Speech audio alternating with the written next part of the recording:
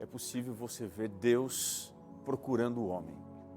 O relacionamento entre Deus e a humanidade é uma iniciativa divina. No momento específico do tempo, ele chegou mais perto de nós.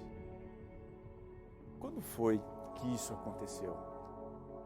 Em que momento o céu chegou mais perto da terra? Será que hoje nós podemos dizer que o céu está aberto para nós? Como será que para nós a eternidade está disponível? Como que seres imperfeitos poderão estar diante de um Deus que é santo? No programa Está Escrito de hoje, nós vamos estudar o papel do Espírito Santo na salvação, nos apresentando o caminho que nos leva para mais perto do céu. O programa está começando agora. Eis que vem dias, diz o Senhor Jeová, em que enviarei fome sobre a terra, não fome de pão, nem sede de água, mas de ouvir a palavra do Senhor. Jesus respondeu: está escrito, nem só de pão viverá o homem, mas de toda palavra que sai da boca de Deus. Está escrito, apresentado por Robson Menezes. Eu espero que você esteja muito bem nesse momento, com o coração leve, para a gente estudar juntos aqui a palavra de Deus. Mas se esse não for o seu caso, eu espero que o estudo da Bíblia tenha o poder para tocar o profundo da sua alma, tirar assim a sua ansiedade, a sua depressão, a sua angústia, e você então se sentir seguro para continuar vivendo, lutando as batalhas com a maior quantidade disponível de alegria. Isso, é claro, graças ao estudo da Palavra de Deus. Nós estamos aqui nessa jornada de estudos dentro do tema do Espírito Santo, aqui no programa Está Escrito, já há algumas semanas e meses falando sobre esse tema tão importante. E hoje chegou o momento de nós falarmos do Espírito Santo dentro do processo da salvação. Eu queria agora que você me acompanhasse dentro da Bíblia, mas especialmente ali no Evangelho de Mateus. Está com a sua Bíblia aí? Então vamos lá, Evangelho de Mateus. Eu quero ler com você no capítulo 3 desse Evangelho a história do batismo de Jesus. Se você conseguiu localizar aí, Mateus capítulo 3, eu quero ler aqui a partir do verso 13. Diz assim: por esse tempo, dirigiu-se Jesus da Galileia para o Jordão, a fim de que João o batizasse. Ele, porém, o dissuadia, dizendo: eu é que preciso ser batizado por ti, e tu vens a mim? Mas Jesus lhe respondeu: deixa por enquanto, porque assim nos convém cumprir toda a justiça. Então, ele o admitiu. Batizado, Jesus saiu logo da água. E agora preste atenção. E eis que lhe abriram os céus. Que coisa extraordinária, não é mesmo? E viu o Espírito de Deus descendo como pomba, vindo sobre ele. E eis uma voz dos céus que dizia: este é o meu Filho amado, em quem eu me comprazo. Essa história é extraordinária porque ela demonstra aqui a iniciativa divina de vir sempre ao nosso encontro. É exatamente isso que você encontra dentro de toda a Bíblia. A história bíblica sempre apresenta Deus procurando o homem. Se você voltar lá no livro do Gênesis, desde o Éden, Deus ele procura o homem, que diante desse relacionamento sempre tenta se esconder, sempre tenta fugir, não é mesmo? A primeira pergunta que você vai encontrar na boca de Deus na Bíblia, está lá em Gênesis 3, o verso 9, é: onde você está? Onde é que você está agora? Será que você tem andado longe de Deus? Longe daquilo que Ele programou para a sua vida? No livro do profeta Ezequiel, capítulo 34, o verso 11, está escrito assim: porque assim diz o Senhor Deus, eis que eu mesmo procurarei as minhas ovelhas e as buscarei. Observe que Deus procura o homem, não é porque ele se sente sozinho, se sente vazio, quando ele não está do lado ali da sua criatura. Ele procura o homem em nossa realidade porque nós não podemos procurar Deus por nós mesmos. Você sabia disso? Se Ele nos deixasse perdidos, a gente permaneceria assim para sempre. É por isso que a sua misericórdia e a sua graça o impulsionam por essa busca intensa que se estende sempre ao longo da história. Inclusive hoje, Deus está procurando você. É por isso que Ele colocou você aqui na frente da Novo Tempo e Ele usa todos os meios, todas as maneiras para conseguir chegar dentro do seu coração. Se você vai à Bíblia, no livro do profeta Jeremias, capítulo 31, verso 3, você encontra assim o que está escrito: de longe se me deixou ver o Senhor, dizendo, com amor eterno eu te amei, por isso, com benignidade eu te atraí. Olha que interessante. Deus usa de bondade. Essa é a estratégia dele. E ele também usa o seu amor, que é eterno, para nos convencer de que ele é bom. É isso que Deus quer que você entenda. Ele é bom. E não importa quão pecador você seja, nós temos um coração que é mau, um coração que é manipulador, um coração que é indiferente, mas ainda assim, Deus, Ele se mostra bom em todo o tempo. Quando a gente vai ali na história desse evangelho que nós lemos, do batismo de Jesus, ele descreve o momento que Deus, Ele chegou mais próximo do ser humano. Quando a gente começou a ler, no capítulo 3, o verso 13, diz que Jesus, Ele se dirigiu da Galileia para a região do Jordão. É possível você rastrear esse caminho e tirar daqui uma mensagem que é extraordinária. Tem uma história muito importante e interessante por detrás. Qual é essa história que você e eu precisamos entender? O primeiro aspecto dessa história é, quando a gente começa a ler a história do batismo de Jesus, a gente percebe o movimento da divindade vindo ao encontro, descendo ao encontro da humanidade. Como isso pode ser entendido dentro da história? O nome Jordão, desse rio que é bastante conhecido, na língua hebraica é a palavra Hayarden. Significa literalmente aquele que desce. Por isso o nome é Jordão, porque ele desce. Detalhe é que esse rio tem 3 nascentes principais. Para você tentar entender um pouquinho, esse rio tem quase 193, ou aproximadamente 193 quilômetros de extensão, que vai desde o Mar da Galileia até a região do Mar Morto. Boa parte desse trajeto é abaixo do nível do mar. Isso é bem interessante. A primeira nascente, que dá origem a esse rio, ela fica numa cidade chamada Tel El-Cade, que é a antiga região de Dan, onde nasce ali o rio Ledã. A segunda nascente é a nascente oriental, que está ali na região de Banias, a antiga Cesareia de Filipos. E a terceira nascente fica na região do norte e é a fonte que fica ali próxima à região de Resbelia, por onde nasce ou corre ali o rio Asbane. Olha só que interessante. 3 fontes dão origem a esse rio. É uma imagem aqui que esse rio também ensina, porque foi nesse mesmo lugar que as 3 pessoas da divindade, o Pai, o Filho e o Espírito Santo, e aparecem aqui as 3 pessoas juntas para efetivar o plano da salvação. Bem aqui, olha, no início do ministério de Jesus, a gente percebe Deus chegando mais perto, as 3 pessoas dando um recado de que a salvação é o grande tema da agenda de Deus.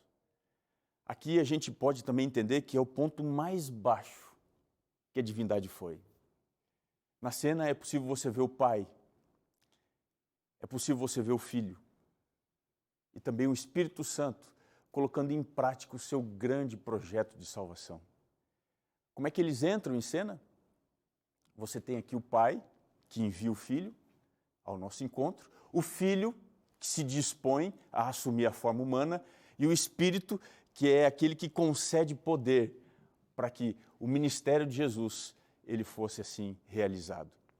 Agora veja, se o Jordão descreve aquele que desce, inclusive chegando a um nível mais baixo, até mesmo do que o nível do mar, alcançando ali a região do Mar Morto, Jesus veio em nome da divindade, enviado pelo Pai e guiado pelo Espírito Santo para o lugar mais baixo do universo.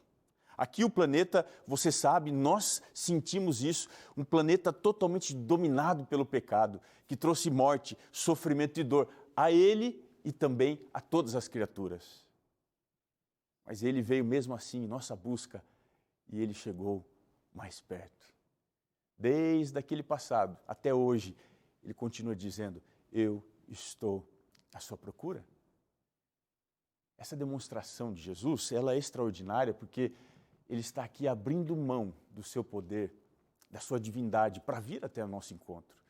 Você deve se lembrar daquela passagem de Paulo, os Filipenses, capítulo 2, o verso 6, o verso 7, que ele diz, pois ele subsistindo em forma de Deus, não julgou como usurpação o ser igual a Deus. Antes, a si mesmo se esvaziou, assumindo a forma de servo, tornando-se em semelhança de homens.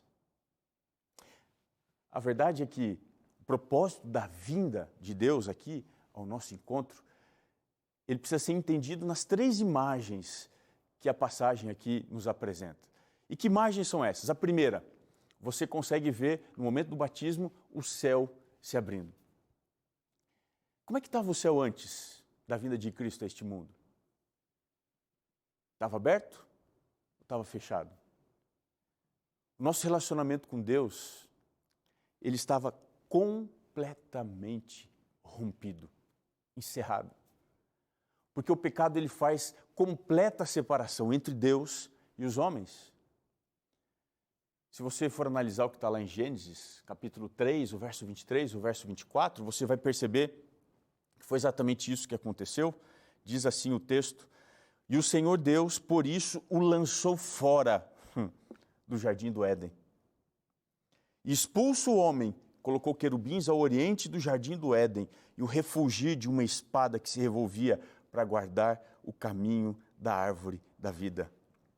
Olha só que interessante aqui, olha, esse texto, ele indica claramente que a porta do céu estava fechada para você e para mim. A verdade é que nós não tínhamos mais acesso à árvore da vida, muito menos acesso à glória, ao poder de Deus. Por isso que o batismo de Jesus, ele marca a abertura do céu para a humanidade, é a inauguração do nosso acesso à presença de Deus. Agora, o ponto de contato está restabelecido. Porque Jesus veio, nós agora podemos um dia sonhar com o momento em que iremos à presença do Pai. Porque Ele desceu, nós podemos olhar para cima com esperança de que daqui a pouco tempo, você e eu, nós vamos subir ao encontro do Senhor, porque Ele mesmo fez essa promessa. Acho que você deve se lembrar aquela passagem muito conhecida, de João 14, do verso 1 até o verso 3, diz assim, não se turbe o vosso coração, credes em Deus, crede também em mim. Na casa de meu Pai há muitas moradas. Se não fosse assim, eu teria dito para vocês, e Jesus continua, pois eu vou preparar-vos lugar, e quando eu for e vos preparar lugar, eu voltarei e vos receberei para mim mesmo, para que onde eu estou, estejais vós também. Você não deve se esquecer que o seu destino, ele não é aqui, ele é no ali, ele é no além, é na casa do Pai. Por isso que Jesus veio para abrir essa porta, para mostrar o caminho de volta para casa. Você precisa sonhar com esse momento quando finalmente nós não estaremos mais aqui nesse lugar de dor, sofrimento e angústia. A segunda imagem que a gente aprende aqui, dentro do processo da salvação que acontece no momento do batismo de Jesus, é a descida do Espírito Santo, um momento extraordinário. O Espírito Santo, ele desce na forma de uma pomba. Por que foi essa imagem escolhida por ele para se manifestar nesse momento tão especial? A pomba funcionava lá no mundo antigo como um instrumento de navegação, de orientação, especialmente para os marinheiros, procurando um lugar para poder atracar o seu barco. Se você voltar aqui na Bíblia, lá no livro do Gênesis, capítulo 9, o verso 12, você encontra aqui Noé esperando ainda 7 dias. Depois, ele soltou a pomba e diz o texto, ela, porém, já não retornou para ele. Veja que essa imagem da pomba como sendo um instrumento de navegação é extremamente apropriada para o momento do batismo de Jesus. Sabe por quê? Porque o Espírito, ele foi o guia em todos os momentos do ministério de Jesus. Essa era uma evidência externa para que a gente entendesse que quem estava conduzindo o ministério de Cristo era o próprio Espírito. Lá em Lucas 1, o verso 35, diz que Jesus ele foi concebido no ventre de Maria pelo poder do Espírito. Mateus capítulo 3, aqui o verso 16, diz que ele foi batizado pelo Espírito. E Lucas 4, verso 1, diz que ele foi dirigido no seu ministério pelo Espírito Santo. Lucas 23, o verso 46, diz que lá no final, quando ele abre os braços e se entrega como oferta perfeita de Deus, ele foi oferecido pelo Espírito Santo. Diz, nas tuas mãos entrego o meu Espírito. Em João 14, o verso 16, ele faz a grande promessa para os seus discípulos de que ele iria deixar o Espírito com os seus seguidores para ser um outro Consolador. Dessa forma que o Espírito Santo dirigiu a vida de Cristo. E isso é uma forte indicação de que ele está dirigindo a sua vida. Sabe quem conduz você? É o Espírito Santo. Ele guia você, ele guia a mim, ele guia as pessoas que permitem em todos os lugares, em todas as direções. Mas existem basicamente 4 direções que o Espírito Santo atua de maneira mais direta. Primeiro, ele atua de cima para baixo. Como que isso é possível? Lá em João 3,27 diz que o homem não pode receber coisa alguma se do alto, se do céu não lhe for dada. O que isso indica?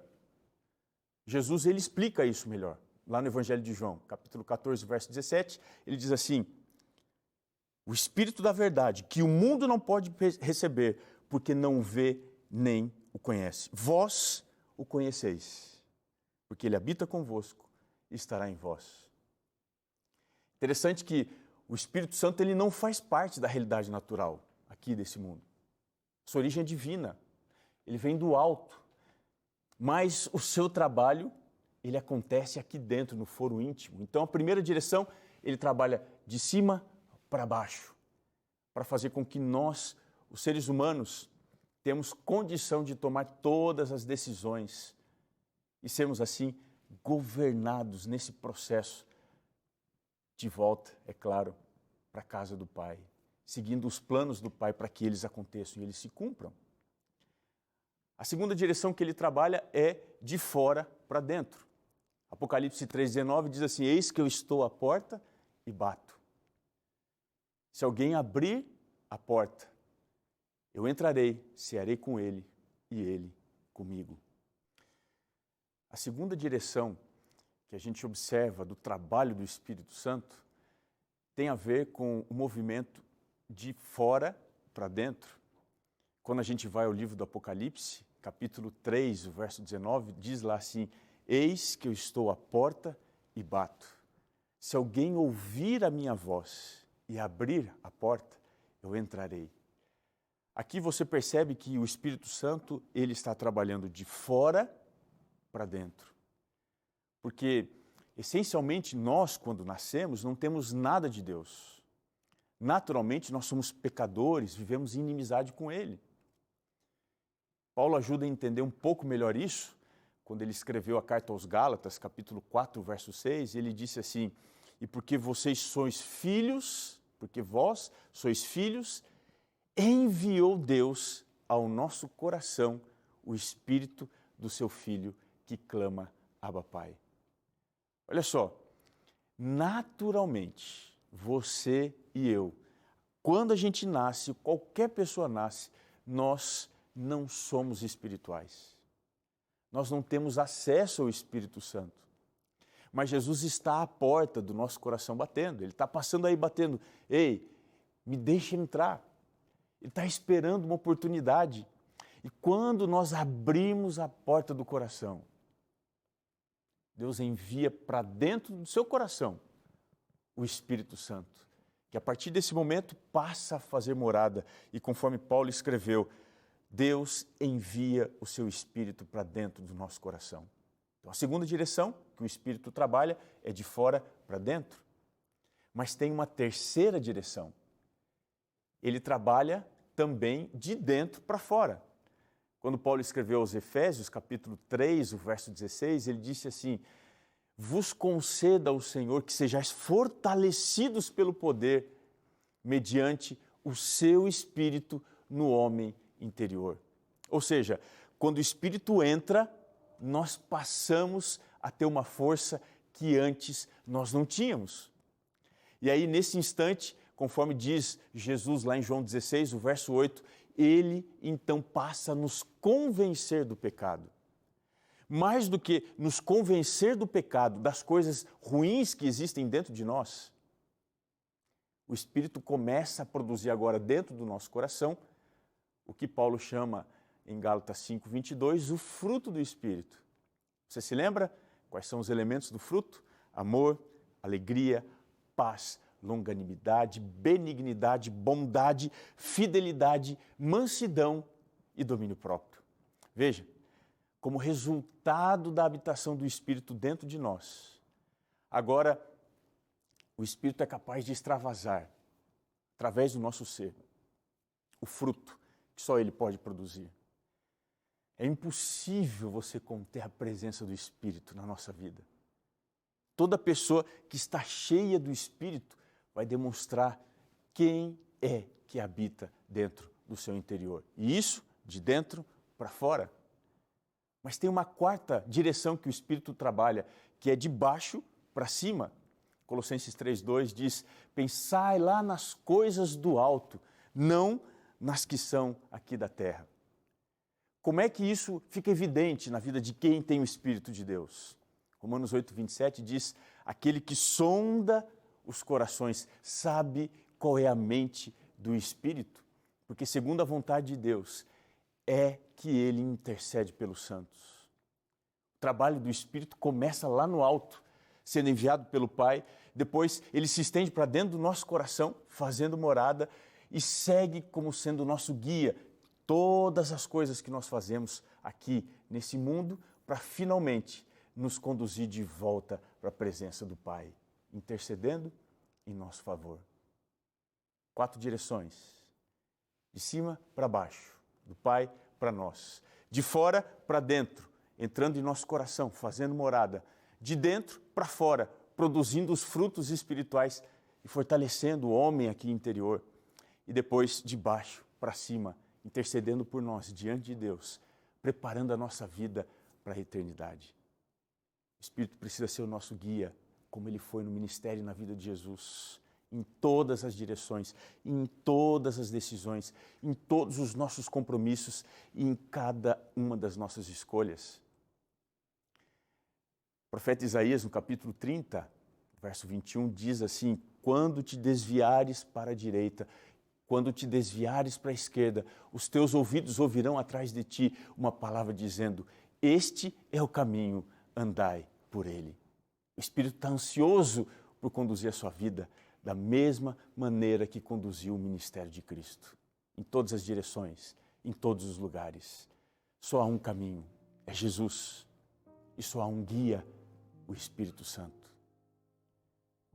Qual é o propósito de tudo isso? Você pode entender na terceira e última ação da salvação no batismo de Jesus. É quando o pai olha para o filho e diz assim: aí está o meu filho amado, em quem a minha alma se compraz. Todo o movimento da salvação tem como objetivo fazer com que o ser humano seja mais uma vez chamado de filho, trazido para a presença do Pai. Essa era a alegria de Deus, saber que o seu Filho enviado a este mundo agora tinha poder para estender a família e trazer todos os filhos rebeldes para dentro de casa. Por causa dele, nós hoje também podemos nos tornar filhos.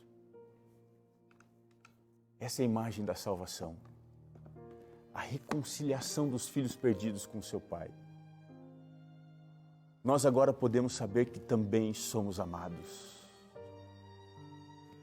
Você também pode confiar que a palavra aponta que o Espírito Santo está trabalhando para que você seja trazido à presença do Pai e desfrute da alegria de viver na presença de Deus. Você que está me assistindo agora, consegue entender a importância do Espírito no projeto da salvação de Deus? No fim de todas as coisas, o que Ele quer mesmo é fazer com que você seja um filho amado e querido do Pai. Tudo que aconteceu na sua vida tem esse plano e propósito.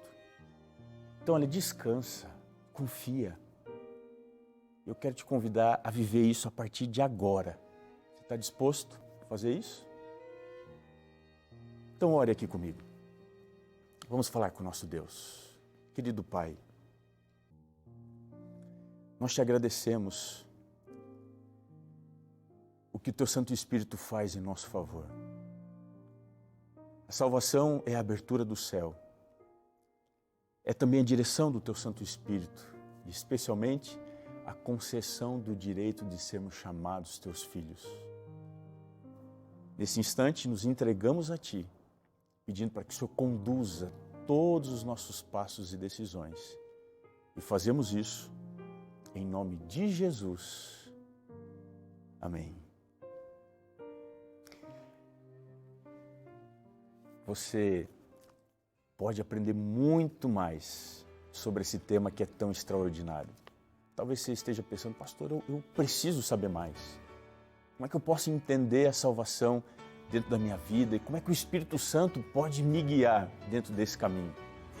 Então, olha, está aqui o guia de estudos Espírito Santo, o Deus dos bastidores. É para você que quer compreender mais sobre a ação da terceira pessoa da divindade na sua vida. É só você entrar em contato com o WhatsApp que está aparecendo aqui embaixo, 12 98244 4449. Você vai clicar ali no link, vai preencher as informações e apontar o melhor endereço para receber, agora preste atenção, sem custo nenhum, esse guia de estudos na sua casa. É claro, uma cortesia que nós recebemos por causa dos Anjos da Esperança que financiam esse ministério de pregação. Eu quero deixar aqui meu abraço e minha gratidão em nome de todos do programa Está Escrito a você, que é Anjo da Esperança. O programa está terminando, mas eu tenho que te lembrar que está escrito: nem só de pão viverá o homem, mas de toda a palavra que procede da boca de Deus.